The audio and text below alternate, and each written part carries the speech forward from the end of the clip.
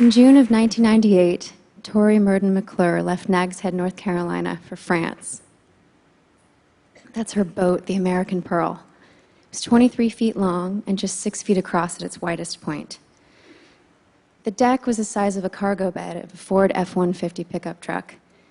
Tori and her friends built it by hand, and it weighed about 1,800 pounds.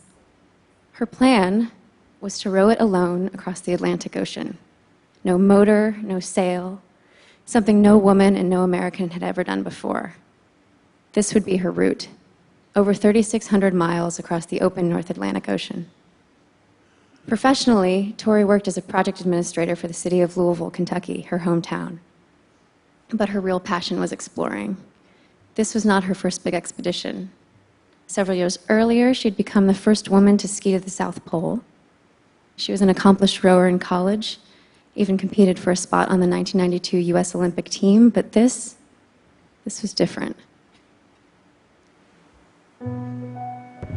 Hi, it's Sunday, July the 5th, sector time 9 a.m.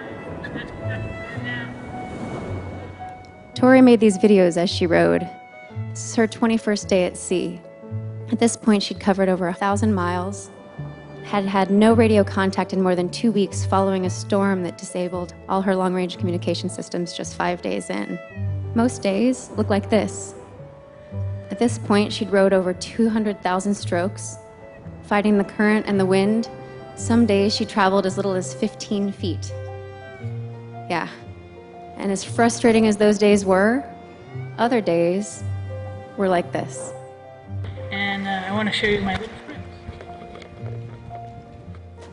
She saw fish, dolphins, whales, sharks, and even some sea turtles. After 2 weeks with no human contact, Tori was able to contact a local cargo ship via VHF radio. Do you guys have a weather report? Over. Heading up to a low ahead of you, but it's heading you obviously going northeast, and there's a high behind us that's coming east-northeast also. Okay. She's pretty happy to talk to another human at this point. So, weather report says nothing dramatic is going to happen soon. What the weather report didn't tell her that she was rowing right into the path of Hurricane Danielle, and the worst hurricane season on record in the North Atlantic. This is rain wind. There's a very strong wind from the blowing down. It's blowing.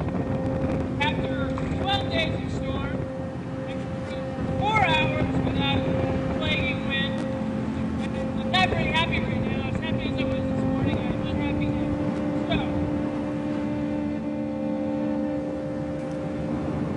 After nearly 3 months at sea, she'd covered over 3,000 miles. She was 2/3 of the way there. But in the storm, the waves were the size of a 7-story building. Her boat kept capsizing. Some of them were pitch pole capsizes, flipping her end over end, and rowing became impossible. 6:30 a.m. Something big and bad and ugly. 2 capsizes. The last capsize, I took the rib off the top of my ceiling with my back. We've had about 6 capsizes now. The last one was a pitch pole. And the Argus speaking with me, I would set up the distress signal, but quite frankly, I don't think you'd ever be able to find this little boat. It's so far underwater right now, the only part that's showing pretty much is the cabin. So, it's about 10 a.m.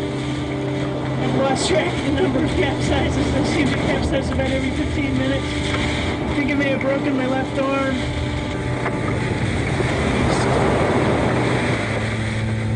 The way it's tearing the boat to shreds.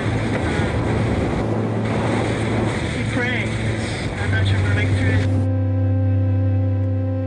Tori set off her distressed bacon and was rescued by a passing container ship. They found her abandoned boat 2 months later, adrift near France. I read about it in the newspaper. In 1998, I was a high school student living in Louisville, Kentucky. Now I live in New York City. I'm a songwriter, and her bravery stuck with me, and I'm adapting her story into a musical called Row.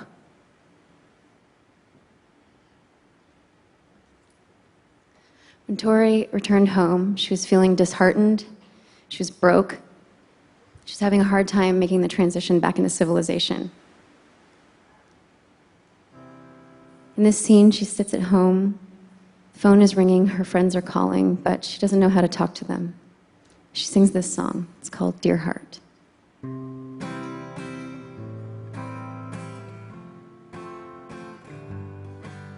When I was dreaming, I took my body to beautiful places I'd never been. I saw Gibraltar and stars of Kentucky burned in the moonlight, making me smile. But when I awoke here, the sky was so cloudy. I walked to a party where people I know try hard to know me and ask where I've been, but I can't explain what I've seen to them.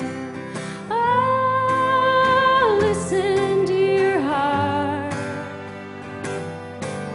Just pay attention, you're right from the start. Oh, listen to your heart. You can fall off the map, but don't fall apart. Ooh, ah, ah, ah, ah, When I was out there, the ocean would hold me, rock me and throw me light as a child. But now I'm so heavy, nothing consoles me. My mind floats like driftwood, wayward and wild. Oh, listen to your heart. Just pay attention, you're right from the start. Oh, listen to your heart. You can fall off the map, but don't fall apart. Ooh.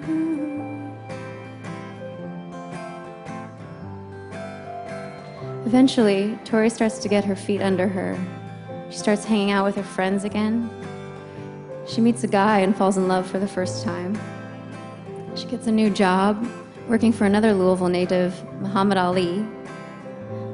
One day, at lunch with her new boss, Tori shares the news that 2 other women are setting out to row across the mid-Atlantic to do something that she almost died trying to do. His response was classic Ali. You don't want to go through life as the woman who almost rowed across the ocean. He was right. Tori rebuilt the American Pearl, and in December of 1999, she did it.